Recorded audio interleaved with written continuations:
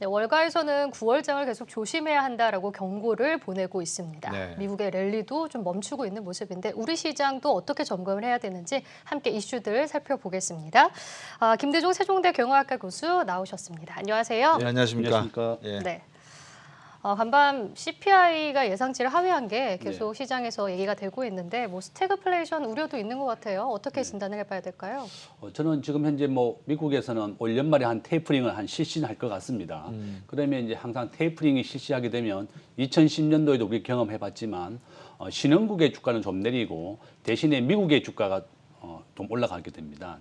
테이퍼링이라는 자체가 달러를 해소하는 것이다. 네. 그러면 이제 저는 제일 우려됐던 게 2010년도에 우리가 집값이 한 30%나 크게 내렸었어요. 예. 그 이유가 이제 전 세계 달러가 다 미국으로 회귀가 되고 외국인들이 신흥국의 주식을 팔아서 미국으로 갔었다. 이제 그런 게 좀 우려가 되고 하여간에 우리나라도 굉장히 잘 대응을 해야 되겠다. 테이퍼링에 대해서 우리가 항상 관심 있게 봐야 되겠고 제가 이제 우리나라 전체 전 세계 주식시장의 비중을 한번 가져와 봤는데 한번 네. 봐주시면 예. 전 세계를 100이라고 했을 때 예. 미국이 지금 현재 60%입니다. 네. 미국이 50에서 60으로 크게 올랐고 일본은 내렸습니다. 일본도 내렸고 중국도 하락을 했죠. 중국도 시진핑 주석이 굉장히 압박을 많이 하면서 좀 많이 내렸다. 한국은 전 세계 주식시장을 100이라고 했을 때 1.6%밖에 차지 안 하고 있습니다. 네. 과거에 한 2% 정도 차지하다가 1.6%로 비중이 작아지고 있고 주식이라고 하는 자체가 이제 국제금융시장에 큰 영향을 받다 보니까 미국이 60%를 차지하고 있는 걸 우리가 항상 염두에 되겠고 내가 항상 그 주식을 투자할 때 한국에서만 투자해서 되는 이유가 아니고 미국과 반반씩 하라는 이유가 바로 이거다. 그러면 전 세계 주가 총액 비중이 올라가기 때문에 미국의 주식은 계속 갱신하고 있고 S&P가 계속 갱신하고 있습니다. 그래서 미국의 우량한 주식을 계속 우리가 눈여겨봐야 되고 투자를 해야 되는 이유다.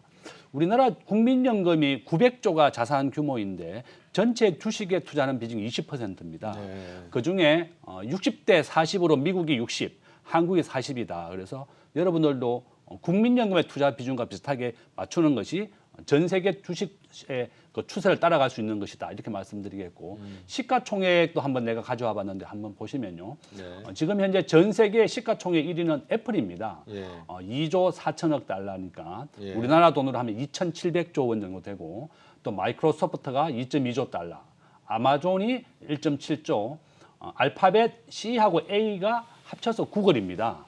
구글이 또 한 2조 달러, 아마존보다 좀 낮죠. 아마존 낮고 페이스북이 1,000조 원을 돌파했습니다. 금년에. 네. 페이스북이 계속 상승 중이고 테슬라가 이제 이렇게 700억 달러다. 결론은 뭔가 하면 우리가 미국의 시가총액을 꼭 같이 투자를 해야 되는 이유가 애플이나 마이크로소프트는 계속 미국에 보니까 평균 주식 상승률이 연 30%입니다. 그러니까 안정적이고 매 3개월마다 한 번씩 배당도 해주고 삼성전자도 굉장히 좋은 주식이지만 애플이 상승률은 한 10배 정도 더 높다. 그래서 제가 부탁드리고 싶은 것은 꼭 전체 주식의 한 60% 정도는 미국에 투자하시고 나머지 40%는 한국과 또 우량하게 이제 또 시세에 반영되는 주식을 투자해라. 그래서 지금 워렌 버핏이 전체 자산의 40%는 애플에 투자되어 있습니다. 네. 나머지 60% 가지고 운용하고 있다. 그래서 저는 꼭 이렇게 미국의 시가총액 우량한 주식들, 파망 주식을 편입을 좀 해주시는 게 안전하고 수익률이 좋다. 이렇게 또 말씀을 드리겠습니다. 네. 지난번 제가 미국을 잠시 들렸을 때 저 아마존의 시애틀에 있는 본사를 제가 한번 갔다 왔거든요. 네. 여러 가지 생각을 했습니다. 방금 말씀 주신 그 아마존도 그렇고 애플도 그렇고 페이스북도 그렇고 구글도 그렇고 모든 미국의 지금 기업들이 1995년, 90년대 중반에 시작을 40달러 그렇죠. 선에서 예. 스타트를 해서 지금은 1,000달러까지 가는 예. 그런 상황이다 보면 앞으로 20년 동안 미국 기업을 예의주시하면 제대로 된 기업을 지금 고를 수 있는 시점이다. 이렇게 말씀하시는 거죠? 예, 맞습니다.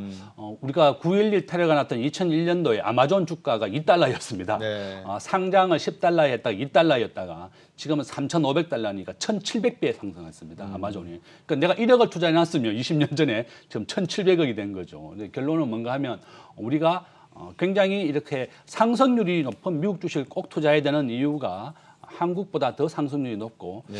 제가 정권회사 입사한 게 94년도인데 예. 한국의 종합주가 지수가 1,000이었습니다. 근데 지금 현재 종합주가 지수는 3,000인데 네. 3배 올랐다. 27년이 지나서. 근데 미국의 나스닥 지수는 똑같은 기간에 30배 올랐거든요. 그래서 이제 우리가 한국 주식에만 너무 좋아하지 마시고 비중을 좀 미국과 반반씩 하시고 우량한 주식을 또 꼭 투자해놔야 되는 이유가 바로 이런 내가 어떤 주식을 사야 될지 잘 모르겠다 싶으면 그냥 시가총액 1위 종목 애플과 마이크로소프트가 항상 번갈아 가면서 하거든요. 그래서 뭐 두 개를 같은 비중으로 투자해도 좋고 우량한 종목에 투자하는 것이 아주 수익률에 큰 도움이 될 것이다. 이렇게 또 말씀드리겠습니다. 네. 네. 지금 미국 주식에 대해서 굉장히 강조를 해주셨는데 사실 우리 시장이 차지하는 뭐 점유율이 1%밖에 되지 않는다라고 말씀해 주셨잖아요. 사실 그럼 정책적으로라도 우리 시장을 좀 키워야 하지 않을까요? 당연히 그렇습니다. 최근에 뭐 정부가 네이버와 카카오에 대해서 강력한 규제를 하고 플랫폼이 골목 상권과 같이 해야 된다 이런 얘기 했는데 당연히 뭐 규제보다는 상생을 해야 되죠. 우리나라가 이제 1876년도 개화기 때 일본의 지배를 받았던 이유가 이런 이유입니다. 전 세계가 크게 4차 산업혁명으로 크게 혁신하고 변화하고 있는데 정부가 이것을 국내 산업에 영향을 준다고 해서 발목을 잡아서는 안 된다. 저는 상생을 해야 됩니다. 우버가 우리나라에 못 들어왔는데요. 우버가 호주에서는 허용이 되었습니다. 어떻게 했는가 하면 우버가 벌어들이는 돈의 10%를 기존 산업의 발전을 위해서 투자했다. 이와 같이 새로운 산업이 들어오게 되면 기존 산업과 상생을 할 수 있도록 정부가 도와줘야 됩니다. 이것은 그 택시기사들이 반대한다고 해서 아예 막아버리면 어떻게 새로운 산업이 창출하게 될 것이냐. 우리가 이제 1800년도에 러다이트 운동이라고 해서 기계가 우리의 일자리를 뺏어간다 해서 기계를 부수는 운동이 있었거든요. 이와 같이 세계사의 큰 흐름을 따라가지 못하면 한국은 후퇴하게 되어 있고 우리가 네이버나 구글, 네이버라든지 뭐 카카오 이런 거 비교해 보면 시가총액이 3%밖에 안 되거든요. 지금 구글의 시가총액은 2,000조입니다. 2,000조. 그런데 이제 네이버와 카카오의 시가총액 한 50조, 80조 정도 되는데 이렇게 한 3%밖에 안 되는 기업을 가지고 오히려 우리의 좋은 우량한 기업을 키워서 아시아나 해외 진출하게 해야 된다. 지금 네이버는 웹툰 시장에서 미국의 1위이고 카카오는 아시아에서 1위입니다. 그래서 우리가 규제보다는 상생을 할 수 있게 좀 키워줘야 되겠다. 그래서 저는 네이버라든지 이런 카카오가 굉장히 해외에서 웹툰으로 1등이에요. 그래서 우리가 정부가 규제보다는 상생을 시키고 좀 더 발전할 수 있도록 키워주는 것이 필요하다. 이렇게 말씀드리겠습니다. 예, 뭐 좋은 말씀인데 자꾸 이제 카카오나 네이버의 그 플랫폼 기업에 대해서 정부 규제냐 아니면 상생이냐를 놓고 말씀을 나누다 보면 이제 너무 또 지금 이 주식 경제를 시청하시는 분들께서 나는 그것이 궁금한 것이 아니라 추석 때 어떤 주식을 더 지켜봐야 되고 예. 추석이 끝나면 무엇이 더 중요한가 내가 투자는 어떻게 될 것인가 이제 이게 더 관심이 있어서 자 현대중공업 상장 D-1입니다. 어떻게 보십니까 현대중공업? 현대중공업은 굉장히 우량한 기업입니다. 자산 가치도 굉장히 우수하고 그런데 이제 우리가 공모가는 6만 원이었는데 지금 아마 장외 거래라든지 아마 상장이 되면 크게 오르지는 못할 겁니다. 주식이라고 하는 것은 미래의 현금 흐름을 현재 가치화한 것. 플러스 투자 심리가 반영된 것이 주가입니다. 네. 그러니까 현대중공업은 굉장히 우량하고 세계 1위의 조선사지만 IT 기업 같이 그렇게 성장성이 높은 기업은 아니죠. 그래서 저는 뭐 아마 상장하면 따상까지는 가지 않을 거고 한 9만 원 정도 전후에서 가격이 형성될 것이다. 저는 공모주 청약을 하시는 분들에게 꼭 말씀드리는 게 꼭 5일 이내에 팔아야 됩니다. 오랫동안 가지고 있으면 안 되고 절대로. 왜 그런가 하면 예. 기관 투자가들은 보통 확약을 할 때 뭐 보름이나 한 달, 6개월 단위로 확약을 하게 되거든요. 예. 그러면 조금이라도 이익이 나게 되면 외국인을 포함해서 기관 투자가들 매도를 하게 됩니다. 그래서 우리 개인들이 공모주 청약을 받으신 분들은 절대로 오래 가지고 계시지 마시고 5월 이내에 팔아라. 보통 우리가 첫날 160%까지 오르니까 공모 가격 대비해서 꼭 가지고 계시다가 거래량이 크게 증가할 때 꼭 파셔야 됩니다. 네. 저도 이제 공모주 청약을 2000년도부터 이제 계속 해오고 있었는데 한 예. 20년이 됐죠.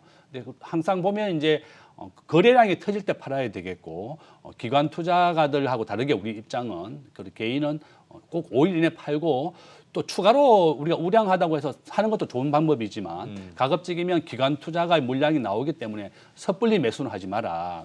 공모주 청약에서 새로운 주식을 사는 것은 좀 신중하게 보시면서 해야 되겠다. 네. 그렇게 말씀드리겠습니다. 네. 근데 현대중공업 같은 경우에는 공모가가 한 6만 원인데 9만 원까지 보신다고 하셨는데 그 외국인의 의무부여 확약 그게 굉장히 비중이 작거든요. 예. 그래서 외국인의 물량에 조심해야 된다라는 시각도 있던데요. 그렇습니다. 하여간 이제 저는 이제 제일 우려되는 게 기관 투자가 외국인하고 포함해서 이제 우리 기관 투자가라고 부르는데 보통 기관 투자가 확약이 보는 그 기간이 보통 뭐 보름, 한 달, 3개월, 6개월 이런 단위로 갑니다. 그래서 내가 확약 기간을 굉장히 길게 하면 좀 더 배정을 많이 해주고 유리하게 해주지만 보유 물량을 짧게 하거나 아예 확약을 안 하는 경우는 좀 작게 배정이 되는 거죠. 그래서 결론은 뭔가 하면 우리가 기관 투자가들은 조그마한 이익이라도 나오면 매도를 하기 때문에 그 신규 추경 매수는 좀 조심해야 되겠다. 기관 투자가들은 언제든지 매물이 나올 수 있다. 이렇게 말씀드릴 수 있죠. 얼마 전에 한 2주 전인가요? SK 쪽에서 이제 플랫폼 기업들 자회사들이 이제 분사가 인적 물적 예. 뭐 분사 전에 인적 분사가 예. 시작이 됐는데 현대 계열사들도 지금 뭐 IPO가 준비되어 있는 기업들이 제법 있나요? 자회사? 예, 현대도 굉장히 뭐 IPO를 많이 준비하고 있고 우리가 잘 알고 있는 현대 엔지니어링 같은 경우 네. 최근 액면 분할까지 했습니다. 그래서 상장을 준비하고 있다. 저는 이제 우리나라 최초의 제조업 기업이 삼성과 현대입니다. 이 두 개의 그 기업이 이제 성장을 해왔었고 최근에 이제 우리나라도 현대중공업이 이제 현대산업 한국산업은행이 대우조선해양을 인수하면서 과거에 있던 현대중공업이 분할한 겁니다. 4개로. 그래서 이제 이번에 새로 신규 상장하게 되었다. 그래서 결론은 주식이라고 하는 것은 제일 중요한 것은 미래 가치. 어떤 게 굉장히 성장성이 빠르고 확장성이 빠르느냐 그게 달려 있다. 네. 그래서 현대중공업은 세계 조선의 세계 1등이지만 그렇게 성장성이 높지 않기 때문에 그렇게 큰 수익은 못 낸다. 그래서 한 5일 이내에 판단하는 생각을 하시고 잘 지켜보시면서 매도하는 게 공모주에서 최고의 이익을 낼 수 있다. 저는 항상 IPO는 꼭 하셔야 됩니다. 우리가 주식시장은 두 개로 나누어지는데 유통시장에서는 이미 현재가가 반영이 되어 있거든요. 네. 적정한 가격이 반영되어 있지만 공모주 청약은 적정한 가격에 30% 할인해서 주식을 주는 겁니다. 네. 그래서 대부분의 공모주 주식에 95% 이익이 남는 거죠. 네. 그래서 공모주 청약을 여유 자금이 있으면 꼭 하시고 뭐 자녀들도 우리나라 주식이 안분 배분을 하게 되어서 우리 전 국민이 공모주 청약을 하게 되면 무조건 주식을 한 주를 주든 세 주를 주든 안분 배분을 해주거든요. 그래서 네. 꼭 청약을 하셔라 그렇게 말씀드리겠습니다. 그렇군요. 또 어제 상장한 SK 리츠가 한 15% 상승하면서 마감을 했고 오늘 같은 경우는 좀 빠지고 있습니다. 그렇다면 이제 리츠 시장에 대한 기대감도 많이 실리면서 어제 상승을 하긴 했는데 이에 대해서는 좀 어떻게 보고 계신가요? SK 리츠는 SK 본사를 비롯해서 SK텔레콤, SK 계열사의 본사 건물을 리츠화한 겁니다. 네. 우리가 이제 건물을 사게 되면 그 건물은 부동산이기 때문에 우리가 유동을 할 수 없거든요. 그래서 SK 리츠라고 하는 게 뭔가 하면 SK 본사 건물, SK 주유소 130개 전부 다 그것을 주식을 발행하는 겁니다. 그 유동화 정권이라고 해서 그래서 SK고 이렇게 하니까 롯데가 이제 먼저 시작했고 신세계도 이제 신세계 본사 건물을 비롯해 많은 부동산을 이제 리츠로 준비하고 있는데 단점은 리츠라고 하는 것이 큰 성장성이 없는 겁니다. 부동산이라고 하는 게 우리가 IT 기업하고 다르게 그렇게 성장성은 없고 다만 장점은 3개월에 한 번씩 배당이 나온다. 네. 평균 수익률이 한 5% 정도 되거든요. 그러니까 이제 우리가 SK 리츠는 SK가 본사의 임대료를 올리게 되면서 연 5% 정도의 안정적인 수익을 올릴 수 있고 배당 수익을 얻을 수 있다는 거죠. 그래서 큰 성장성은 없지만 내가 안정적이고 배당을 목표로 한다. 이러면 적금보다는 훨씬 낫죠. 우리가 적금 이자율이 한 2%가 안 되는데 SK 리츠에 대해서 배당받는 게 연 5%입니다. 또 3개월에 한 번씩 배당을 받기 때문에 내가 안정적인 목표로 한다 그러면 SK 리츠를 포함해서 앞으로 리츠가 나온다 그러면 우량한 리츠 투자는 좋다. 저는 그렇게 말씀드릴 수 있죠.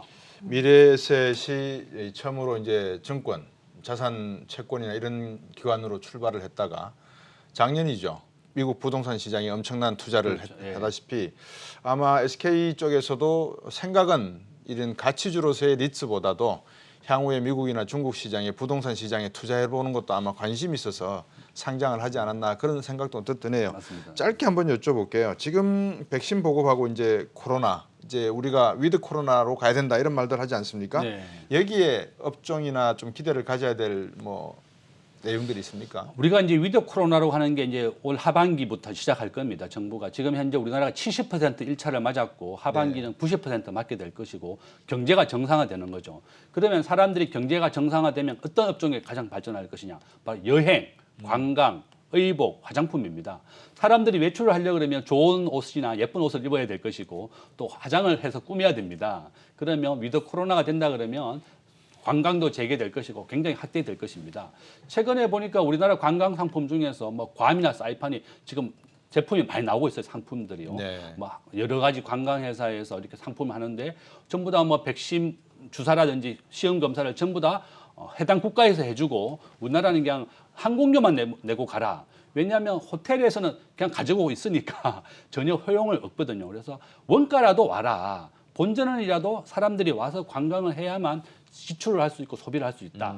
그래서 결론은 위드 코로나가 되면 가장 발전할 수 있는 것이 바로 항공주, 여행주, 화장품, 의복이다. 그래서 항상 눈여겨보시면서 최근에 이미 이제 관광 의복주 좀 올랐더라고요, 상승을. 그런데 만약에 정부가 올 하반기에 본격적인 위드 코로나를 실시할 것입니다. 이미 유럽과 미국은 실시했고 그래서 그런 업종을 잘 눈여겨보시는 게 도움이 될 것이다. 이렇게 말씀드리겠습니다. 네, 오늘 말씀 여기까지 듣도록 하겠습니다. 오늘 말씀 고맙습니다. 네.